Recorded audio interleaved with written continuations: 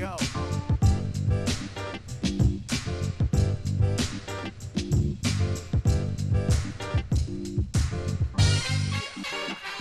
Bauer's balls.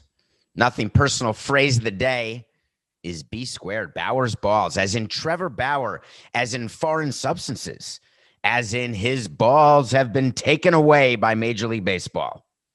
I think when you're making $40 million, is it safe to say that no one can take away your balls? Trevor Bauer has been very protective of his balls. He's been very protective of his spin rate. He's been very outspoken on Twitter with his agent, Rachel Luba. And it is quite an issue these days. Here's what happened. Trevor Bauer signs with the Dodgers, becomes the highest paid annually player ever. He's making the most money this year that any player's ever made any year, ever. He may be making Coca more money in 1 year than a player like Don Mattingly made in his career. But I digress. That's life. That's life, baby. MLB says we're going to crack down on foreign substances. Players say don't crack down on foreign substances.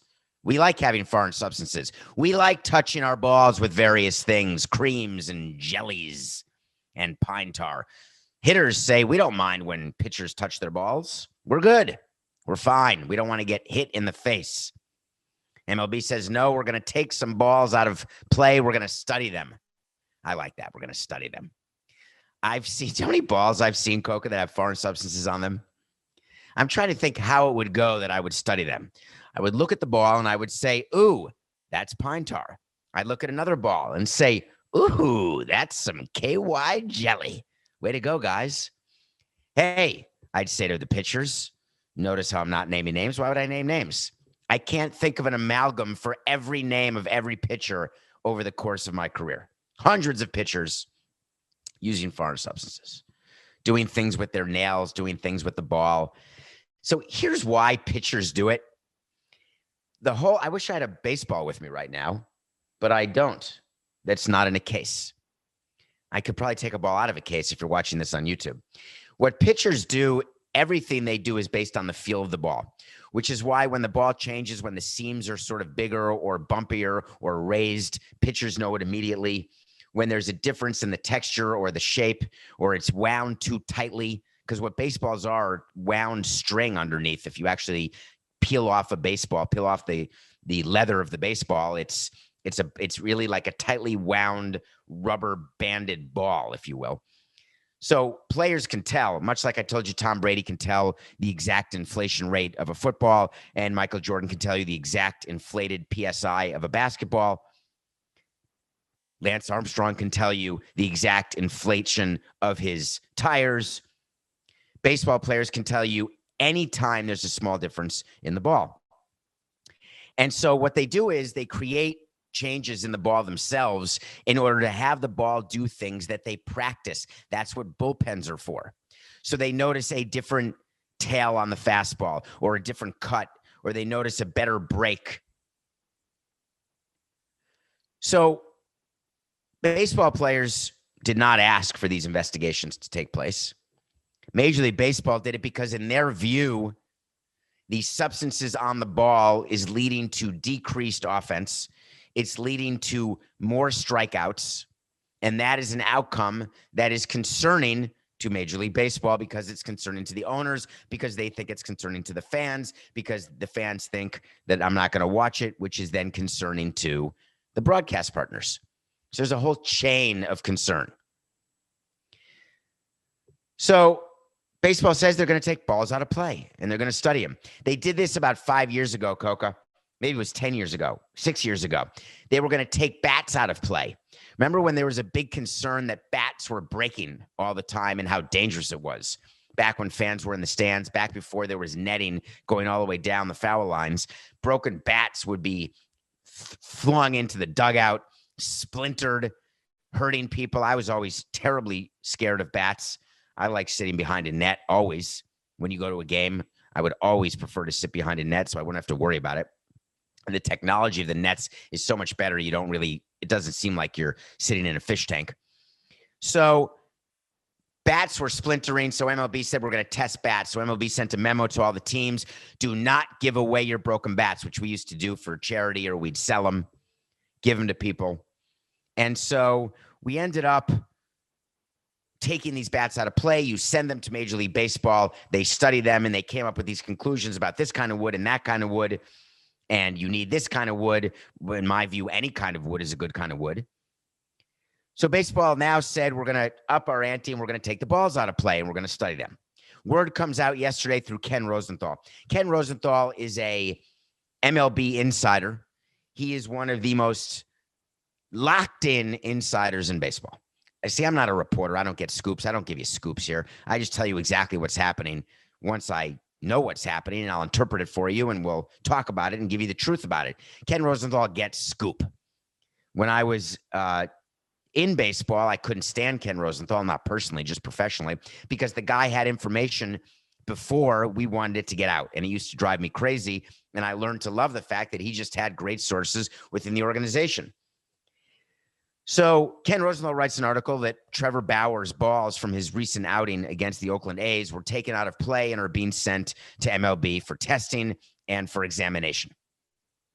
So he wrote a whole article about this, and it was not an article full of attitude. It was an article full of fact. But Trevor Bauer decided that he was none too happy. So he and Rachel Luba went on the offense, and basically they were sullying Ken Rosenthal's reputation, calling him a gossip monger and a gossip blogger, wanting to know why Ken Rosenthal would write what he wrote. And then he sent a bunch of tweets. LOL, always fun reading desperate and misleading clickbait headlines from national gossip bloggers. I think he doth protest too much. He claims that balls are being taken out of play by many pitchers. And he's right. Except Ken Rosenthal never said that balls will only be taken out of play of Trevor's. MLB doesn't have it in for Trevor.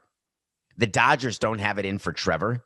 Even the Reds don't have it in, or the Indians, or Terry Francona, or me, or Kenny. No one has it in for Trevor Bauer. Trevor Bauer can be good for the game. He's got a good social media following. But what's not good for the game is his constant whining, complaining, and thinking the world is against him. It's running thin in baseball circles. It's running thin in Dodger circles. There is great concern that the Dodgers already have about whether or not the clubhouse has been ruined by Trevor Bauer's presence in the clubhouse. MLB has a small problem here, and it can be solved. And I'm here to solve it. When you've got a player who may or may not be a face of baseball, arguable that Trevor Bauer's the face of baseball, he may have the most social media following, so that may count as being a face of baseball, actually. And certainly not the best player in baseball, certainly not the best pitcher in baseball, not even close. For me, it's Jacob deGrom in a runaway hard stop. But when baseball and its integrity gets questioned, that's when the commissioner usually has the hair on his neck stand up and immediately snaps into attention and gets a statement out. There's such animosity between players and the commissioner. I'm wondering whether he was advised to say something, but said, you know what, I've had enough. I'm getting so much heat over the All-Star game being moved, which I did for the players. I'm not going to give them another olive branch on this. And I think that's a mistake. I think the commissioner needed to come out with a statement, except it wouldn't have been the commissioner. I would have had, this is not commissioner worthy. It's commissioner office worthy. That's a very important distinction to make. There are certain times the commissioner has to attach his name to something, and certain times the office attaches the name, or the deputy commissioner or someone in on-field operations.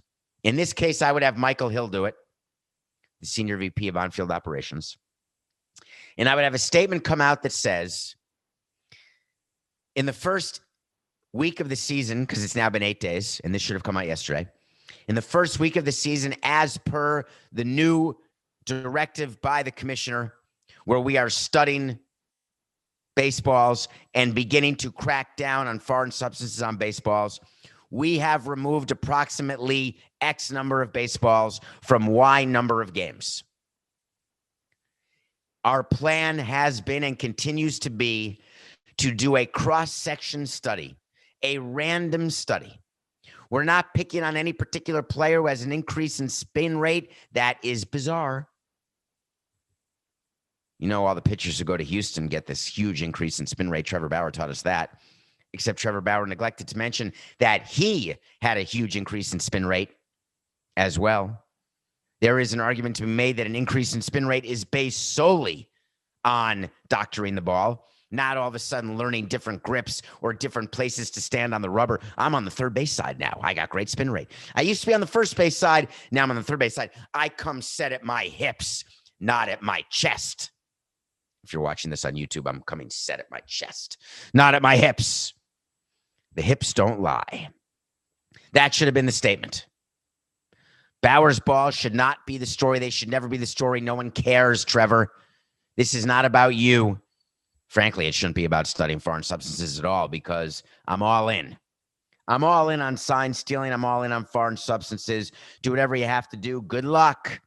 We always told our players, if you can't figure out what the other team's doing to figure and knows, and you don't know that they have our signs, then you're not doing a good enough job at changing the signs. If you're getting caught with foreign substances, you're not putting them in the right place.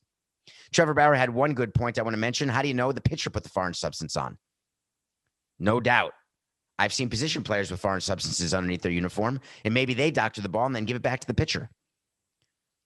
Remember how Corbin Burnson in Major League would take the ball and then deliver it to Charlie Sheen, even though there were other reasons why he was going to the mound? Position players go to the mound all the time. Take the ball, rub the ball, look at the ball, hand it back, put the ball at a play, get a new ball. The umpire looks at the ball, and then he throws it away. Looks at the ball, rubs it, puts it back in his pocket for reuse. Never happens anymore. Everyone knows what's going on. It's going to be okay, Trevor. I promise you. Word of the day, Bauer's balls. No way to segue into the second topic. It could have been the first topic of the day. It's a very horrific, another gun tragedy in our country took place yesterday involving a National Football League player.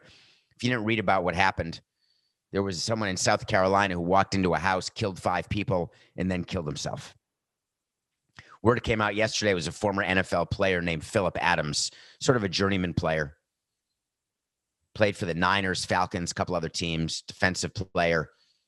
Lots of injuries during his career, lots of concussions in his career.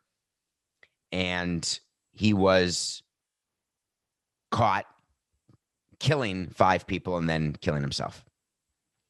Same day that President Biden came out with some conversation on gun control. I wanted to take advantage of the platform that you've all given me to spend a few minutes on guns and explain a few of my positions and ask you all a few things to just think about. It is not a third rail topic, but it's something that most people in having a sports podcast won't talk about. But you know, we do sports, entertainment, politics. We do anything that Coca and I want to do. Sorry, CBS. I'm emotional about guns because my personal view is I'm incredibly anti-gun. I am pro-Constitution. I understand the Second Amendment, and I want the Second Amendment, which gives people the right to bear arms. And I don't want to take that right away. But I do have a question that I think about every day. Why is it easier to get a gun than it is to get a driver's license? Why is it easier to get a gun than it is to become a father or an abusive father? Why is it easier to get an automatic weapon than it is to get your car registered at the DMV? What is the need that individuals have to have automatic weapons personally in their stash? What's the need to have certain additions to a gun that can either make it fire more rounds, fire faster, or steady your hand? Why is it that people feel that if we stop gun violence or attempt to stop gun violence by putting some sort of regulation on acquiring guns, that we are infringing on the constitutional rights? Why is it And you know where I stand politically. Do you? I'm neither Republican nor Democrat. There's certain things about each party that I agree with. But why is it that it has become a political issue where if you believe that gun violence is wrong, that you are all of a sudden against our Constitution, un-American? They're coming for the guns. Next, they're going to come for your freedom. How does that conversation happen? How do people look in the mirror and look at the gun violence that takes place? Philip Adams was sick. I'm going to operate under the assumption that everyone who does a mass shooting is sick, mentally ill, everyone. Whether you kill 5 people, in this case, he killed his doctor because his doctor wasn't giving him medicine anymore. Whether you kill children, whether you kill adults in a grocery store, your fellow employees, your spouse, doesn't matter. To take another life means that you're sick. To purposefully take another life. I'm in complete favor of treating the mentally ill and the mentally infirm. But why do we make it easier for them to act on their impulses that are based on mental illness? I've been unable to get one Republican, one member of the NRA, to explain to me why they are against background checks, why they are against waiting periods, why they are against taking away automatic weapons, other than the impact it will have because of the slippery slope we are on. And the next thing you know, we will not be allowed to defend ourselves. That's what they always go to. We got to defend ourselves. It's only in sports, folks, that a good offense starts with a good defense, but that's not the expression, Coke. I totally screwed it up. Every good defense starts with a good offense. I don't know what the expression is. If you're having guns because you want to protect your property, you want to protect your business, you want to protect your family, forget the stats that the majority of people, anecdotally, who have guns at home have the guns used on them more than they use them on someone else. Forget the fact that you don't need an automatic weapon to defend yourself and that it's got to be a proportionate response. If someone knocks on your door, you can't shoot them. But we allow people to have the argument because we play into people's fear. What's the number one fear everyone has on both sides of the political aisle? Freedom. Do not take away my freedom. I want the right to step out of this studio and walk out the door right now. I want the right to eat whenever I want, to do whatever I want, any day, any hour, any week. Don't take that freedom away. Liberty. God, that word has changed meaning over hundreds of years so significantly. The inability to have certain access to guns for certain people. Why is it that you can't get a driver's license till you're 16 or 18? Why is it that you can't drink till you're 18 or 21? Because the government has decided, correctly so, over time, with the benefit of analysis and evidence, that drinking or driving at an age below the legal limit causes more accidents, more deaths, more problems, more sickness. Doesn't mean that people don't violate it. Is there not enough evidence that people who have access to a gun when they're emotional, and they can get a gun the same day and then go shooting people the same day? Have you not heard enough of those stories? Are you worried that you can't defend your home if you have to wait 30 days?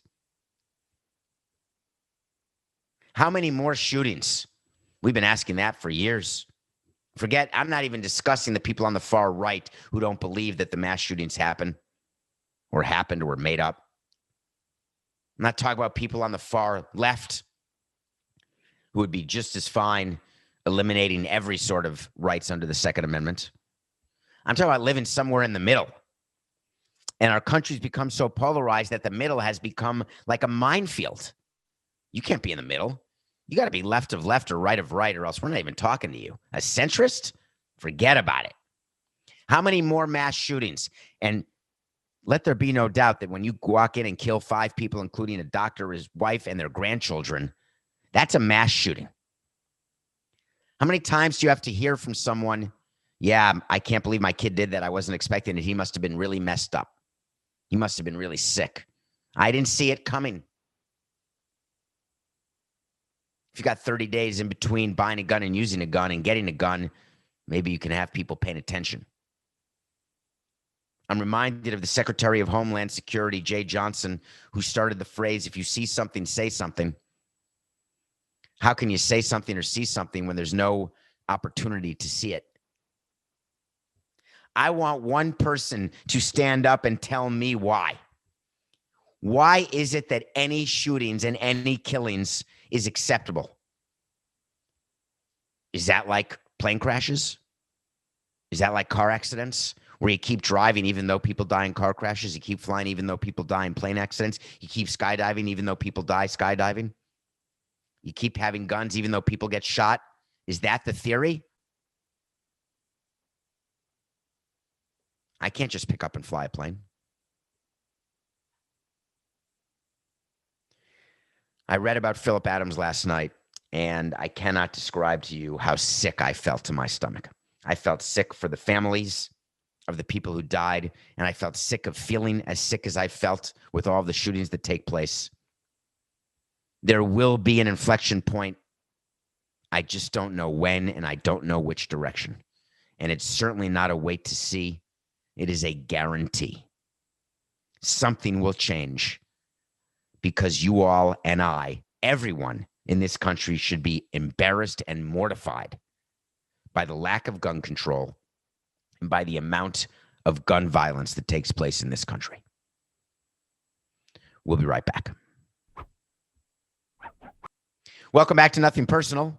Thank you for making it through the gauntlet of commercials. We get into quite a few Mets stories here, and we're going to review a movie. Today is Friday, April 9th. Thank you for downloading, following, and subscribing to Nothing Personal. Things are going great, I think. Coca tells me they're going well. He just says, just shut up and keep talking for 45 minutes today. Let me worry about your numbers, Dave. When he calls me Dave, I know there's something going on. Hey, Dave, we got to talk about something. I don't think you should have said X, Y, and Z. That's what he does after every show. Wait till after this show and he says, ooh, I really did not think you were going to go into that type of gun control conversation. You promised me it would only be 8 minutes and it turned out to be 10. I actually don't know how long it was, Coca. That's what we do post-show.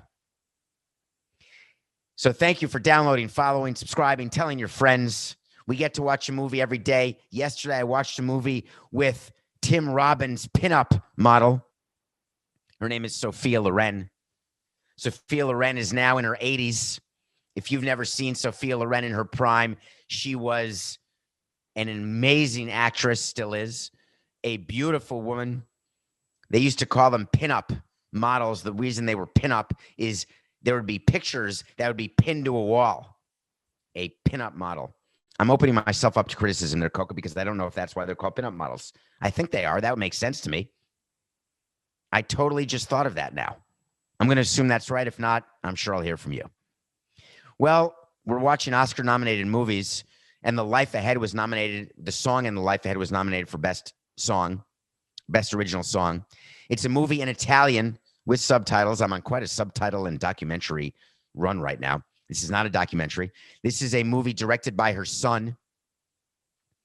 And it is a movie. Sophia Loren has not been in a movie in a decade. What a movie star she is. This role was meant for her. It's a movie about a former prostitute who starts taking care of the kids of current prostitutes, running sort of a makeshift orphanage, if you will.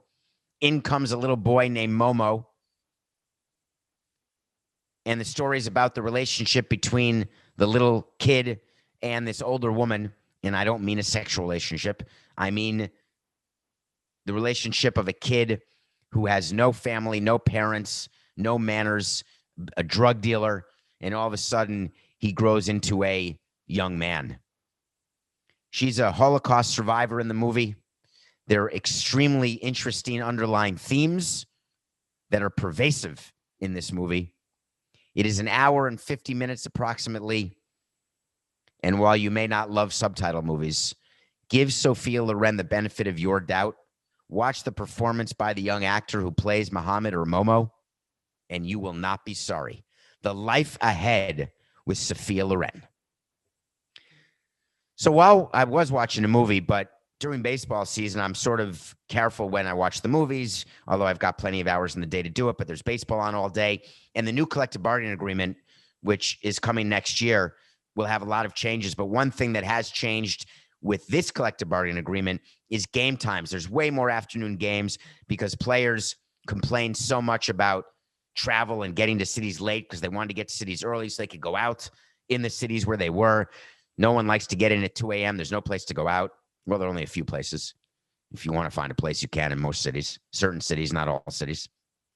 So there's way more afternoon games. So there's games on pretty much all day long. I was watching the Mets home opener yesterday. Always an afternoon game. Great to see fans in the stands. They're playing the Marlins. I can't help but watch the Marlins. I have no connection to anyone there except Don Mattingly any longer. It's good to see Brian Anderson doing well. Miguel Rojas. I hope that Kim Ng wins some games. No doubt about that. So I'm watching the Mets and Marlins play.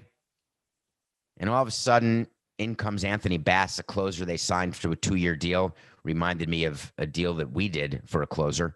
We were at our best when we signed closers to 1-year deals. We had that run of Joe Borowski, Armando Benitez. Who else did we have in that run? We had Leo Nunez for a couple of years who did well, whose name wasn't Leo Nunez. It was Juan Carlos Oviedo. We had another guy. We had Ugueth Urbina in 03, maybe Benitez 04, 05, Borowski one of those years, someone else. And we didn't start having multiple year closers until Heath Bell, which was a total disaster. The Marlins signed Anthony Bass, 2 years, don't know why. Comes in, he's ready, blown a save. First pitch, first batter is a guy named McNeil, batting 7th for the Mets. He hadn't had a hit all season, I don't think. And he hit a home run to tie the game in the bottom of the 9th that you just don't often see. He just squared up and had an epic bat flip. So it's 2-2. Save is blown. Anthony Bass continues to load the bases. And then what happened is just incredible. Michael Conforto was up. Michael Conforto, the guy who was trying to negotiate a $300 million extension, who was unable to. Lindor got the extension done with the Mets. Steve Cohen said, we still want to look at Syndergaard and look at Michael Conforto. Michael Conforto with Scott Boras as an agent said that he wasn't prepared to sign. Conforto has not started off very well at the plate. Conforto comes to the plate. He looks a little scared. 1 out, bases loaded. Put the ball in play, and you've got yourself a win. Get the ball in the air. You got yourself a win. Infield's in, outfield's in. Michael Conforto takes 2 sliders for strikes, takes a ball. All of a sudden, there's next pitch up and in. Michael Conforto's at the plate. The ball grazes his elbow pad. The umpire, Ron Culp, who is a very, very good umpire, by the way, starts to ring him up with a called third strike, but instead sees that Conforto's been hit, awards him first base. The runner from third scores because the bases were loaded, and the Mets have a walk-off hit by pitch. The Marlins go crazy. And there is confusion on the field. There's confusion because people don't realize what is reviewable and what is not reviewable. We are given, as executives, a laminated book of all reviewable plays that we carried with us to every game. We have that and the rule book with us whenever we'd watch a game. Any executive that tells you they know every rule in the rule book is lying to you. They don't. They say they've read the rule book. 50% have read the rule book. 0% have memorized the rule book. 100% have the rule book with them. We had to carry with us the CBA, the rule book, and the replay plays. When you can replay a play, call for a replay. So when a play like that happens, and we've had that happen many times where we have to go to the book immediately and look to see whether or not we can call for a replay, and we'll get in touch immediately with the dugout if it's not replayable or if it is. There's a very simple rule that umpire's judgment is not replayable. And in this case, Ron Culpa judged that Michael Conforto got hit by the ball and that the ball was not a strike. Why is that relevant? Because if you are hit by a pitch that's a strike, that's not a hit by pitch. The right call in this case would have been out. Conforto would have struck out. Would have been 2 outs, bases loaded. But once Copa makes the play and makes the call, the only thing that can be reviewed in that case is whether or not he got hit by a pitch, not whether the ball was a strike. And what bothered me about that is it reminded me of sitting in competition committee meetings and talking about replay when it was being born, when it was being developed. John Sherholtz was the father of instant replay, a Hall of Fame executive, as he should be. Joe Torre, a Hall of Fame manager, and just all around great guy. The question I had about replay was, if we're going to have it, explain to me why the single object of replay is to get a call right. Can I get anyone to agree with that? Don't talk to me about specifics.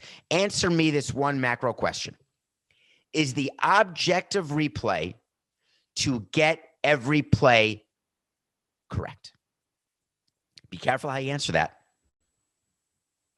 If you say yes, then you can't be upset when a man steals second and his foot comes off the bag and the second baseman keeps the tag applied, and the tag is applied and still applied when the feet are off the base, because sometimes the feet are off the base for a split second and the umpire misses the call, but video captures the foot above the bag, the tag, the runner's out. You okay with that? They said no. That's not the purpose of replay. And I said, why not? You just said the purpose of replay is to get every play right. If you are not on the bag and you get tagged, whether it's through the hidden ball trick or the fact that you were running so hard you could not hold on to the bag, you're out. Don't overslide the bag.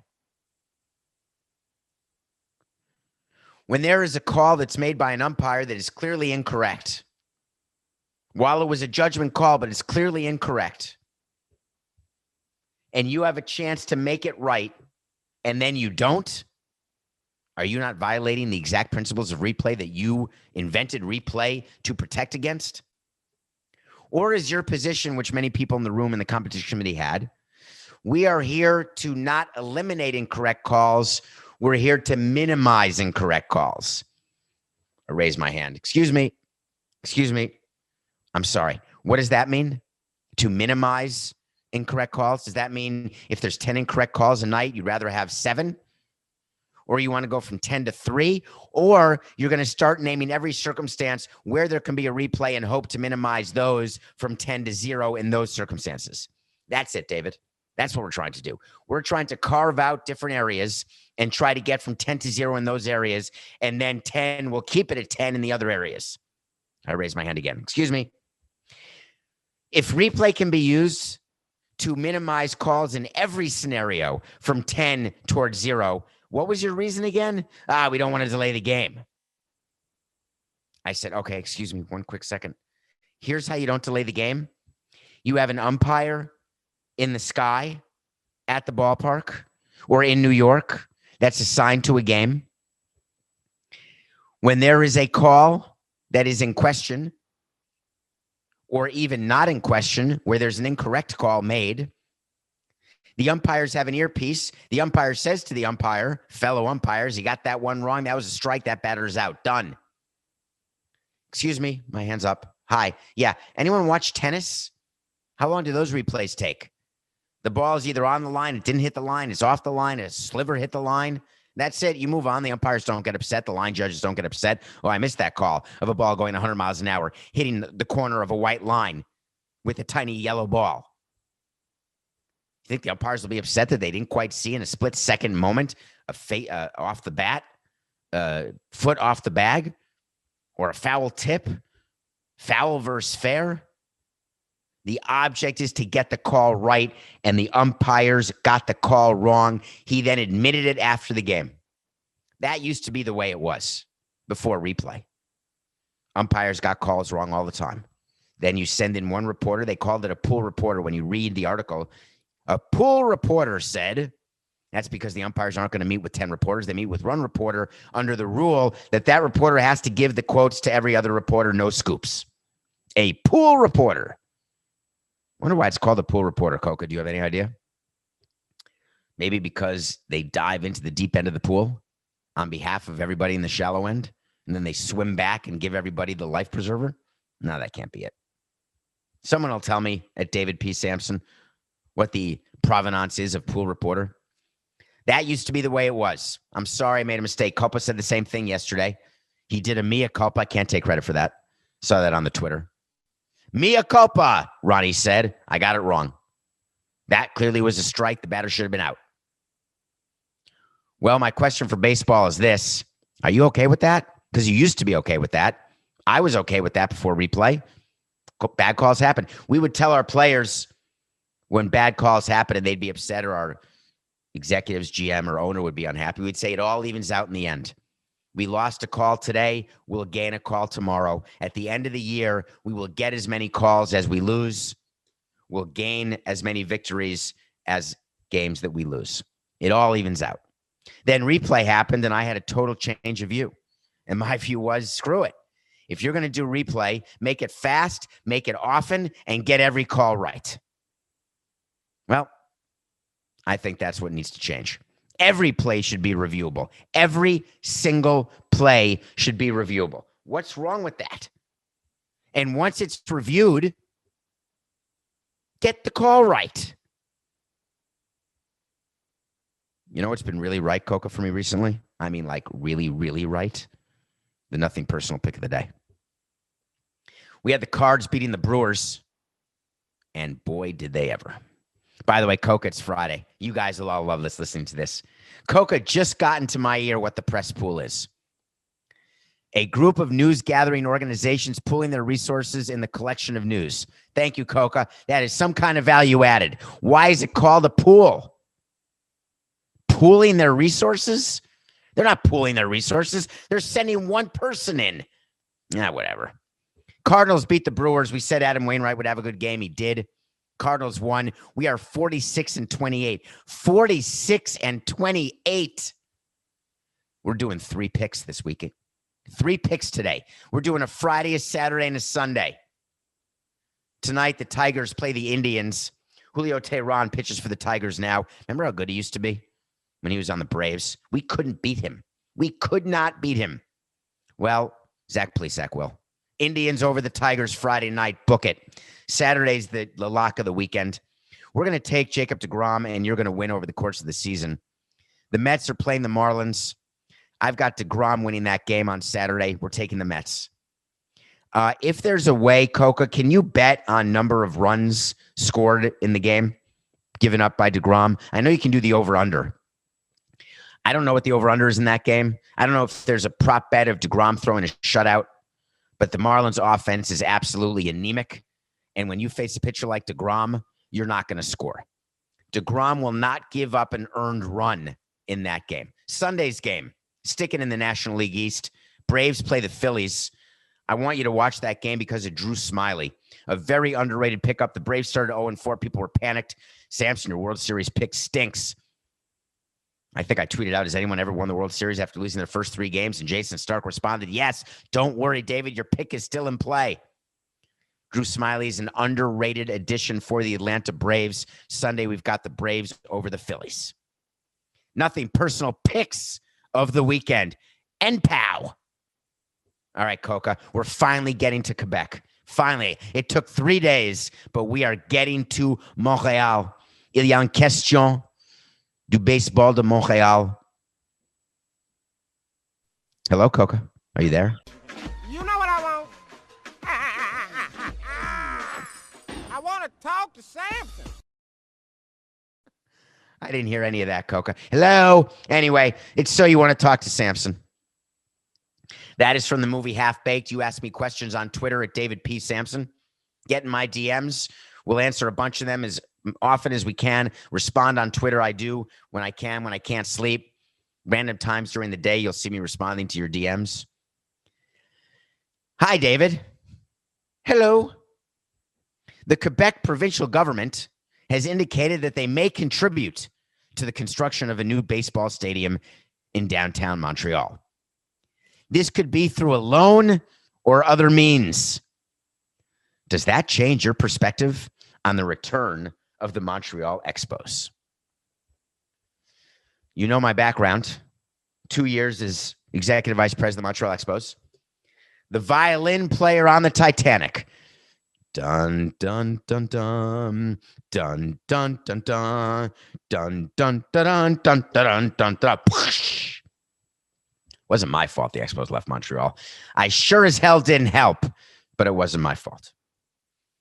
We couldn't get a new stadium done in Montreal because we couldn't get any public financing whatsoever. None, zero. Baseball made it very clear that without a new stadium in Montreal, the team would not stay in Montreal. Baseball then moved the Montreal team to Washington. I said to the public officials in Montreal, if you don't build a new stadium in Montreal, you're going to want your team back and you're going to have to pay double because the price of stadiums will skyrocket. Skyrockets are in flight in Montreal. The cost of a new ballpark is going to be significant because they need a roof, even though the Tampa Bay Rays are saying they don't need a roof because they're only going to play in Montreal during the summer and then they'll play in Tampa during the spring and fall. So nobody needs a roof. Give me $200 million and we'll build you a stadium without a roof. Okay. Here's my view of the provincial government in Quebec giving any money for a stadium in Montreal. Show me the money. A loan is not money. What are the other means? You're going to increase taxes? Are you going to require a vote?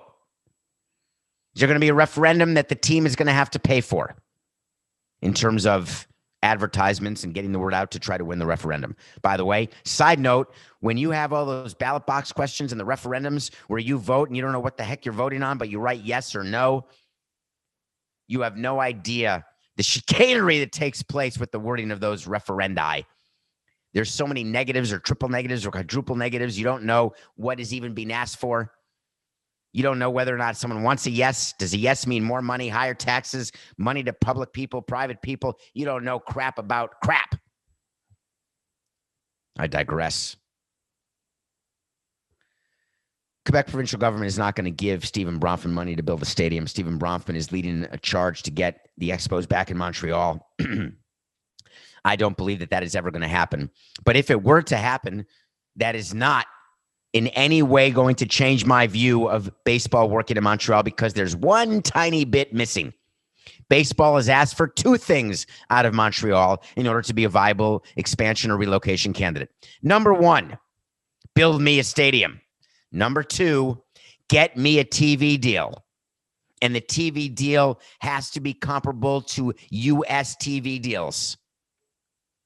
How's that going to happen? Réseau de Sport? Bronfman going to start a network? I don't like that the people of Montreal are being teased in the way they're being teased because I was one of the teasers. And I love Montreal, and I love the people, and I love the city, and I love Quebec. Et j'aime beaucoup de parler français. And all of these little nuggets and press releases and appearances by Bronfman going to the All-Star game or going to the World Series, or Stu Sternberg of Tampa saying the Montreal solution is the best solution we have and it's going to happen. And now a nugget here about the Quebec provincial government indicating they may do something. That doesn't advance the ball by an inch. It just makes people feel like crap thinking that they will get a team again.